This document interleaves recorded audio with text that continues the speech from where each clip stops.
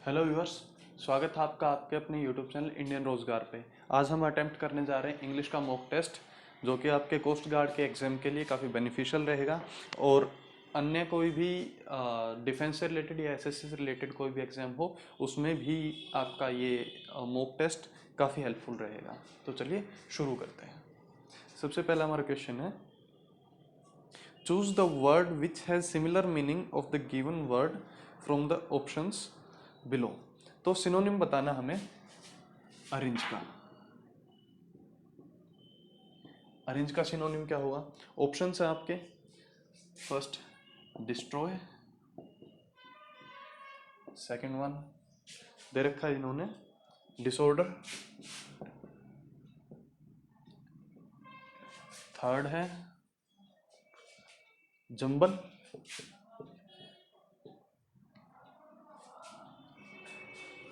और फोर्थ है ऑर्गेनाइज। यहां पे देखिए, अरेंज का मीनिंग होता है कोई भी व्यवस्थित, किसी भी चीज को व्यवस्थित करना, अरेंज करना, एक अरेंज ऑर्डर में रखना। डिस्ट्रॉय का मतलब होता है किसी चीज को खत्म करना। ये तो खत्म है ही नहीं। डिसऑर्डर होता है कोई भी बीमारी होती है, या फिर ऑर्डर में ना होना। एक नेगेटिव सेंटेंस, नेगेटिव टर्म में ये वर्ड यूज किया जा सकता है, तो ये भी नहीं हो सकता। तीसरा है जंबल। जंबल का मतलब होता है गड़बड़ी, तो सिनोनिम अरेंज का हो नहीं सकता। ऑर्गेनाइज का मतलब भी होता है किसी चीज को ऑर्गेनाइज करना, किसी चीज की व्यवस्थित करना, ऑर्गेनाइजेशन करना। तो ये ही इसका सबसे ज्यादा रेलिवेंट मीनिंग इंडिकेट करता है। तो इसमें हमारा मीनिंग होगा ऑर्गेनाइज। ठीक है,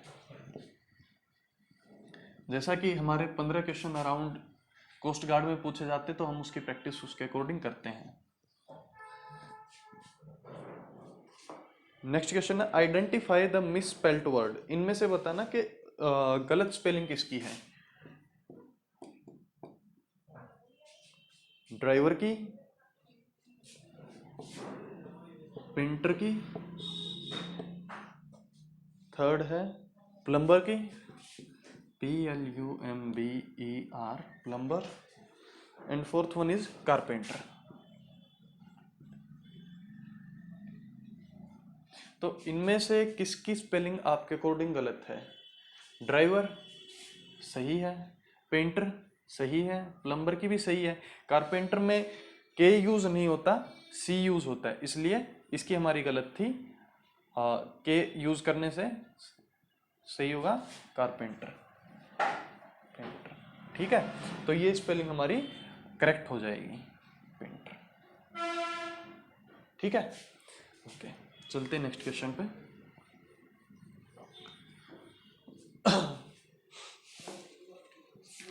just a minute. Identify the noun whose form is in plural. तो प्लूरल फॉर्म में कौन सा लिखा हुआ वर्ड आपको ये आइडेंटिफाई करना है। नेक्स्ट में पोटैटो, सेकंड है puppies, puppies, volcano, third one is volcano, volcano, fourth one is princess.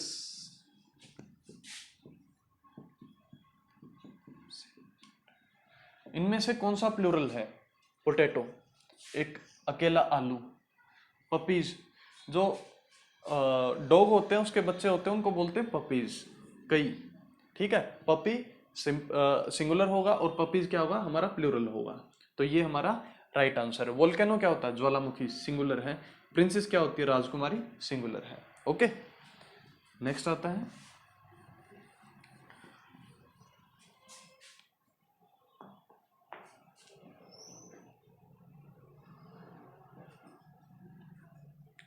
Fill in the blank था आपका। I blank for French classes every week.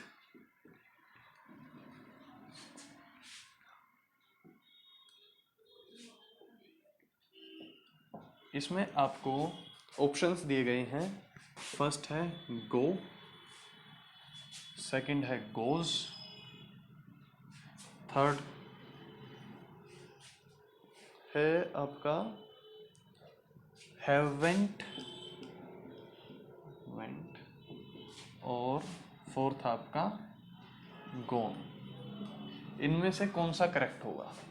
I blank for French classes every week. मैं हर सप्ताह French classes के लिए जाता हूँ। तो इसमें कौन सा आपका मोस्ट अप्रोप्रिएट वर्ड रहेगा? इसमें आपका देखो, गो के साथ SEIS, आई के साथ तो होगा नहीं। अगर ही होता तो गोज यूज कर सकते थे। हैव वेंट नहीं हो सकता। गोन वर्ब की थर्ड फॉर्म विदाउट कोई पहले है ही नहीं, और आगे एक हैबिट की बात कर रखी है इसने। हैबिट हमारी होती है प्रेजेंट इंडेफिनिट टेंस में, और प्रेजेंट इंडेफिनिट टेंस के लिए हमेशा गो का यूज होता है। ठीक है, हर एक सप्ताह वो फ्रेंच क्लासेस के लिए जाता है। ओके, ठीक है।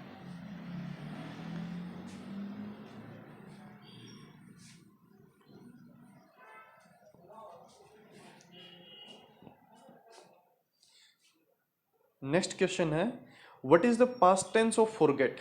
फॉरगेट का पास्ट टेंस क्या रहेगा? ए फॉरगेट्स, बी सेकंड है इसका फॉरगेटिंग,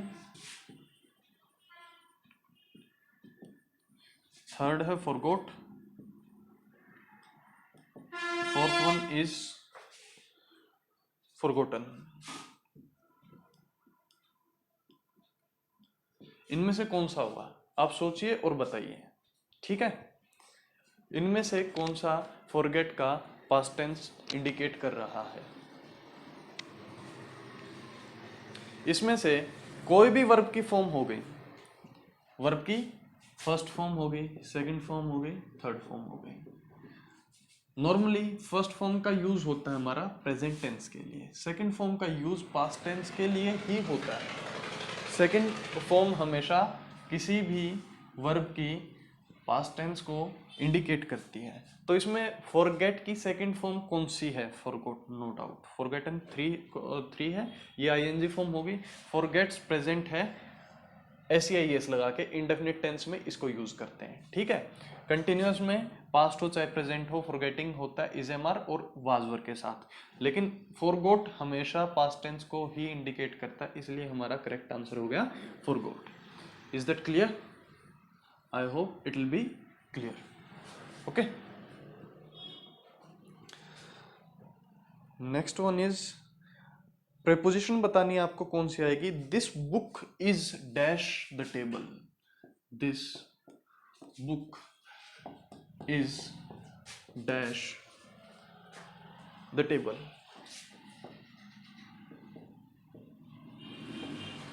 ठीक है, अब इसमें आपको ऑप्शन दिए हुए हैं इसमें, एट, इन, ऑन, अबाउट।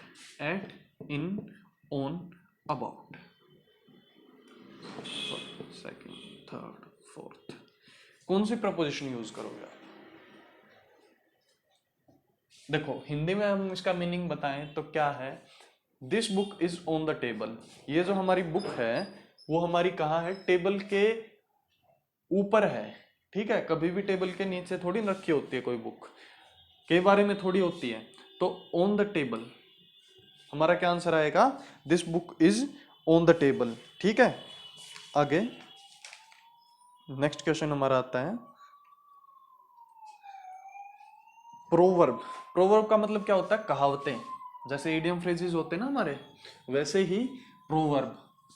इस प्रोवर्ब में क्या कहा गया है कि a blank in the hand is worth two in the bush. In the hand is worth two in the bush. Is worth two in the bush. ठीक है, अब हमारे यहाँ पे जैसे कहावतें होती है, नाच न जाने आंगन टेढ़ा, ठीक है, 9 2 11 हो जाना। तो इसी तरह इंग्लिश में कुछ प्रोवर्ब्स होती हैं। ये एक प्रोवर्ब है, इसमें इसके ब्लैंक में क्या आएगा, ऑप्शन दिए हुए हैं। पहला है बर्ड, सेकंड है ship, ship, third one is mother, और फोर्थ है गॉड। देखो, 2 तरीके हो सकते हैं इसको सोल्व करने के। क्या क्या तरीके हो सकते हैं? पहला कि या तो आपने ये सुनी हुई हो, अब इसमें मैथ्स का कोई रूल तो है नहीं कि आप फॉर्मूला लगा के निकालोगे, या फिर दूसरा आप अपनी कॉमन सेंस यूज कर सकते हो। A blank in the hand is worth 2 in the Bush. Bush का मतलब होता है झाड़ी। अब देखो, झाड़ी, पेड़, इन चीजों का जिक्र हुआ है, तो किसका, क्या भेड़ झाड़ियों में हो सकती है, ठीक है, बट क्या भेड़ हाथ में हो सकती है? नहीं हो सकती है, भेड़ तो नहीं होगी। मदर का भी नहीं होगा, गोड भी नहीं होगा, बचा कौन सा? मोस्ट रेलिवेंट बर्ड लग रहा है, और बर्ड ही इसका करेक्ट आंसर है। देखो, अगर आप कॉमन सेंस लगा के कुछ टिपिकल मीनिंग है तो भी नहीं निकाल पा रहे, सुना नहीं है, तो आप तुक्का लगा सकते हो, लेकिन करेक्ट आंसर या तो आपने पहले पढ़ रखे हो तो बता सकते हो, या फिर अपनी कुछ इडियम फ्रेजेस या फिर प्रोवर्ब में आप अपनी कॉमन सेंस को यूज करके उसको सोल्व कर सकते हो, उसका आंसर दे सकते हो। तो इसका मतलब क्या होता है? A bird in the hand is worth 2 in the Bush. यानी कि जो चीज हमारे पास होती है और जिन चीजों की हम कामना करते हैं जो हमसे दूर होती है, उसकी वर्थ हमेशा उससे ज्यादा होती है। जो दूर की चीजें हैं उनसे पास की चीजों की ज्यादा वर्थ होती है, ठीक है। लेकिन इंसान डिमांड करता है दूर की चीजों की, ठीक है।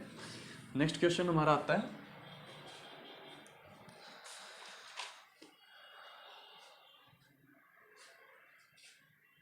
आई ब्लैंक यू टुमारो।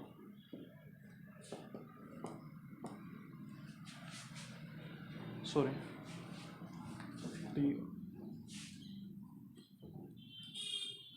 ठीक है। इसमें आ गया आपको कॉल वर्ब दे रखी है, और ऑप्शन है आपके calling, second one is cold, third one is will call, चौथी जो होगी हमारी वुड बी, ठीक है। अब इसमें से आप कौन सा लगाओगे?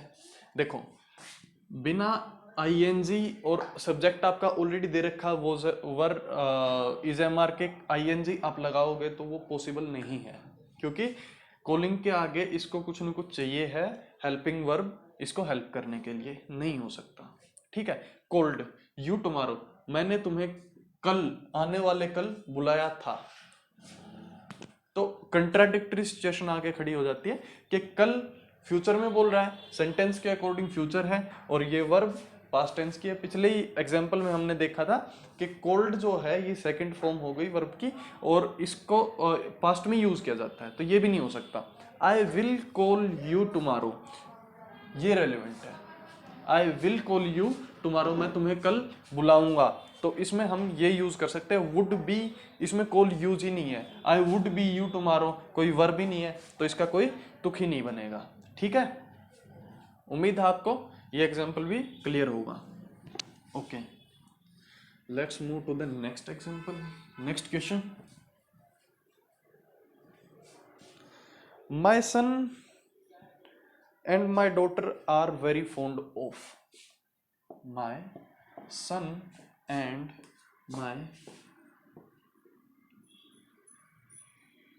are very fond of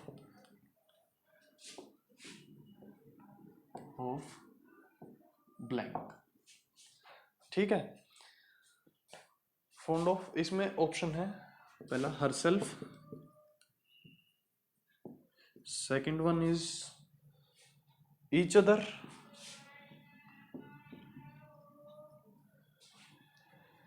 third one is themselves, fourth one himself। देखो अब इसमें क्या है कि एक माता या पिता अपने बच्चों के बारे में जिक्र कर रहा है, my son and my daughter are very fond of him. यहां पे प्रोनाउन का चैप्टर काम आता है। हरसेल्फ क्या अकेली लड़की है? नहीं, दोनों हैं, नहीं होगा। हिमसेल्फ क्या दोनों लड़के हैं? नहीं, एक लड़का एक लड़की, ये भी नहीं होगा। देमसेल्व्स और ईच अदर, जब दो का जिक्र होता है कि उसका बेटा और उसकी बेटी दोनों एक दूसरे से स्नेह करते हैं, मतलब दोनों भाई बहनों में काफी प्रेम है, तो ईच अदर का यूज करेंगे इन कंपैरिजन टू देमसेल्व्स। तो ये क्या है, एक दूसरे के एक दूसरे से दोनों भाई बहन स्नेह रखते हैं, ठीक है। तो each other will be the right answer. Okay, ठीक है।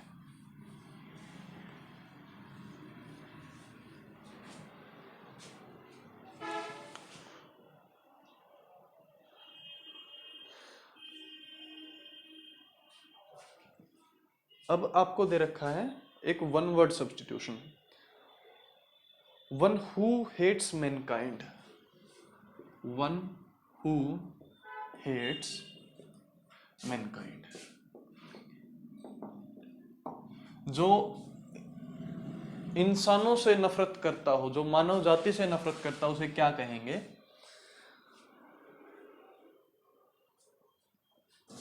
पहला optimist, second one philanthropist,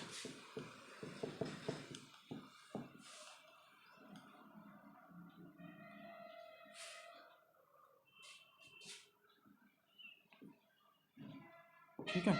third one is मिज़ेंथ्रोप,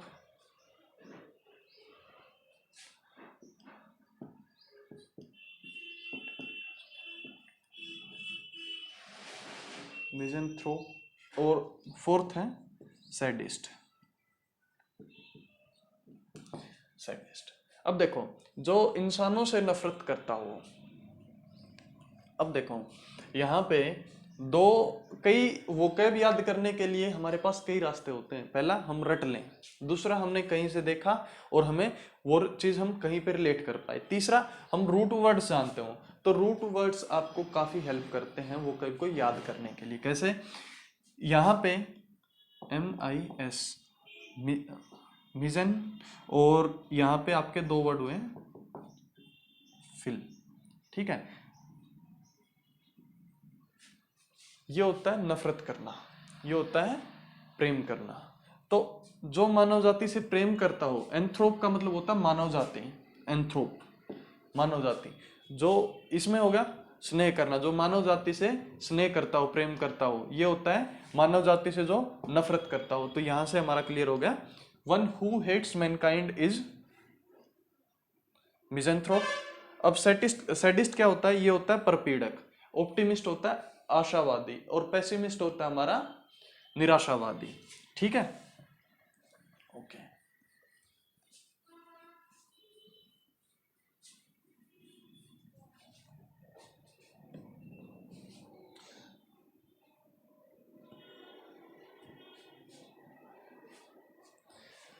एक सेंटेंस लिख रखा है, इसको आप सिंपल सेंटेंस में अगर कन्वर्ट करोगे तो क्या आएगा?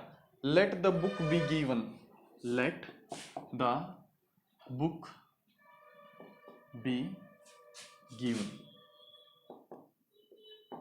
वॉइस टॉपिक से उठा ये क्वेश्चन, ठीक है। तो इसके ऑप्शन दे रखे हैं, give me the book first, give me the book, second one is give the book, give the book, third one is please transfer the book, please transfer the book,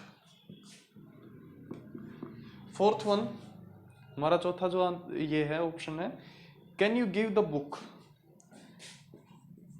can you give the book, ठीक है।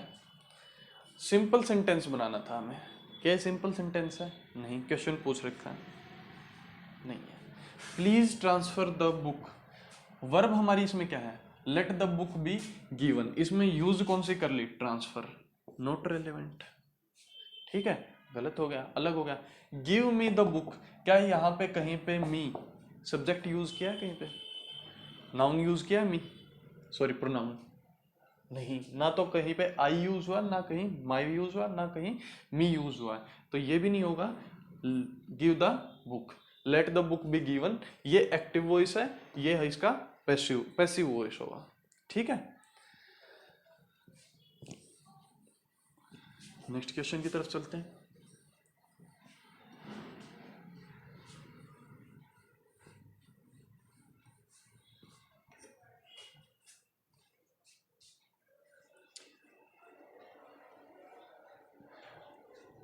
I asked Sheila if I might know her father, ठीक है, ये आपको indirect speech दे रखा है narration का, इसको आपको डायरेक्ट स्पीच में कन्वर्ट करना, ऑप्शंस में से चूज करना। I asked Sheila, I asked Sheila, मैंने शीला से पूछा, if I might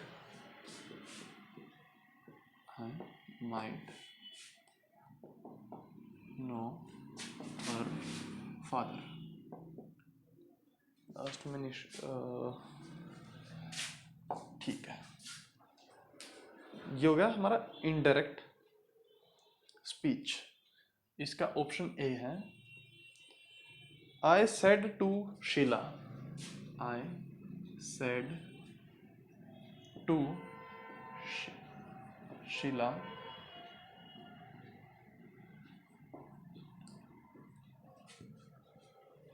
may I know your father, may I know your father,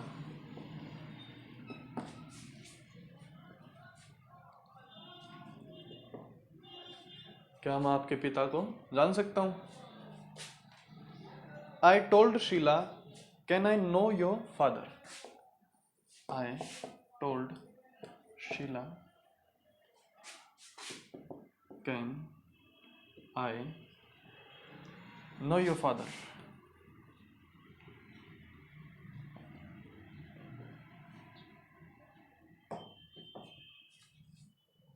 ठीक है।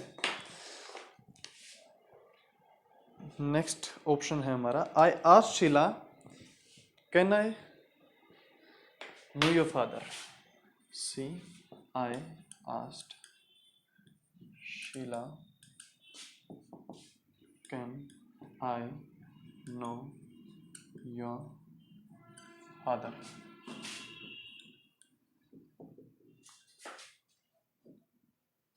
Question mark. I questioned Sheila. I questioned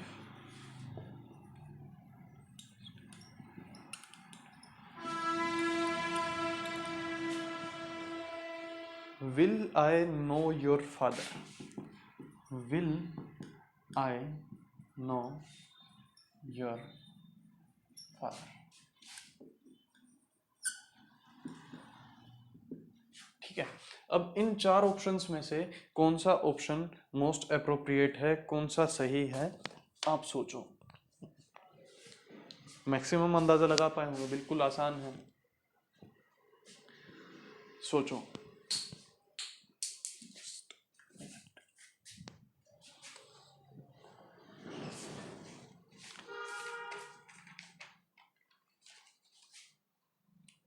दो तीन और क्वेश्चन रहते हैं, बस कंप्लीट ही होने वाला है सेट ये।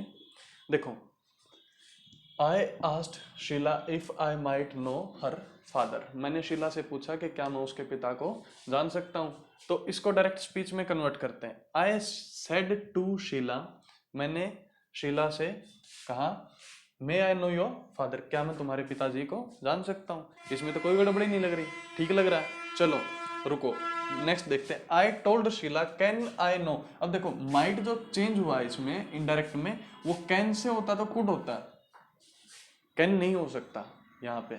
आई आस्क्ड शीला कैन, कैन भी नहीं हो सकता। विल होता तो वुड होता, तो माइट के बेसिस पे ही हमने खेल बदल दिया। क्या हुआ कि माइट से मे से बन सकता है, तो इनडायरेक्ट डायरेक्ट से इनडायरेक्ट में जाएगा तो वहां पे माइट होगा। ठीक है, तो यहां से हम इसको सोल्व कर जाएंगे। I said to Sheila may I know your father is the right answer. Okay, ठीक है।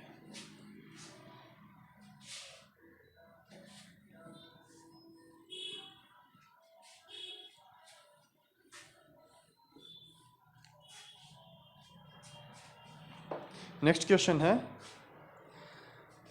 Blank he had not paid his bill, his electricity was cut of.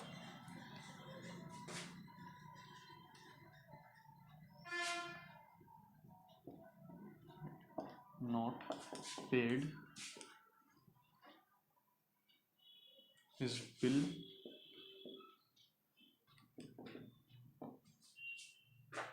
his electricity is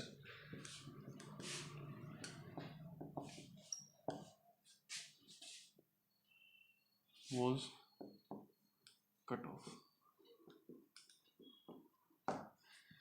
option दे रखे हैं आपको, but either, unless, as. But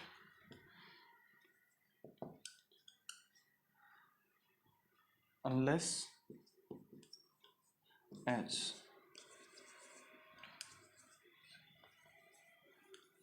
ठीक है, अब इसमें से देखो सेंटेंस क्या कह रहा है। ही had not paid blank, he had not paid his bill, his electricity was cut of. उसने अपने जो बिजली का बिल था वो नहीं भरा, और जो इलेक्ट्रिसिटी का उसका कनेक्शन था वो काट दिया गया।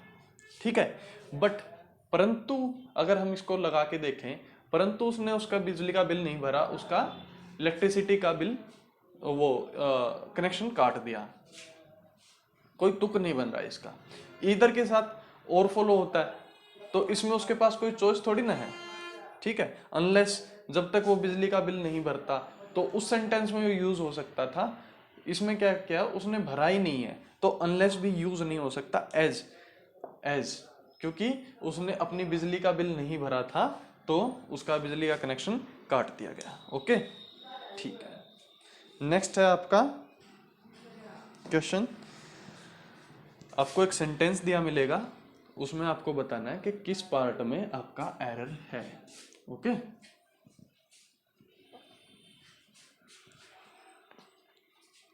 When I entered the bedroom, A,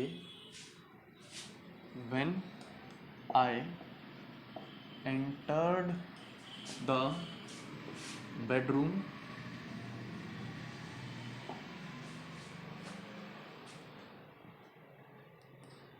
I so a snake, ये हो गया पहला आपका। बी है आई सो अ स्नेक। ठीक है, सी में आपका आएगा snake crawling on the ground, C, on the ground। अब इसके बाद डी है नो एरर, इसमें कोई एरर नहीं। अब बताओ कि इसमें कौन सा इसका रीजन है कि गलत है या नहीं है। अगर नहीं है तो नो एरर लगाओ। क्या लगता है किस में एरर होगा? When I entered the bedroom, जब मैं बेडरूम में गया। आई सो अ स्नेक, मैंने एक सांप देखा। क्रोलिंग ऑन द ग्राउंड, जो कि जमीन पर रेंग रहा था। क्रोलिंग मतलब रेंगना, रेप्टाइल्स क्रोल। ओके, तो क्या होता है जब हम कमरे में जाते हैं ना, तो ग्राउंड नहीं होता, वो फ्लोर होता है। सी में एरर है, यहाँ पे फ्लोर होना चाहिए था। ठीक है, तो ग्राउंड की जगह फ्लोर यूज किया जाएगा, और ये काफी एग्जाम्स में पूछा भी जा चुका है, काफी इंपॉर्टेंट है। ठीक है, इसके बाद एक और एरर देखते हैं सेंटेंस में। आप बताने की कोशिश करना कि कौन से में एरर है। ठीक है,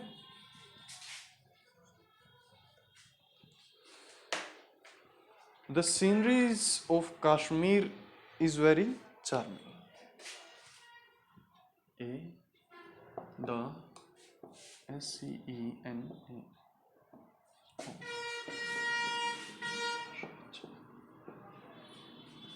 कश्मीर, ये बी का, सॉरी, द सीनरीज बी में है ऑफ कश्मीर, सी है is very charming, D no error. अब बताओ इसमें कौन सा एरर होगा। अब आप इतना तो पकड़ गए होगे कि सीनरीज ये प्लूरल है और ये सिंगुलर है, या तो इसमें गड़बड़ है या इसमें गड़बड़ है। इसमें अगर सीनरीज आता है तो आर आना चाहिए, है ना, लेकिन ऐसा नहीं है, आर नहीं आएगा, इज हमारा करेक्ट है।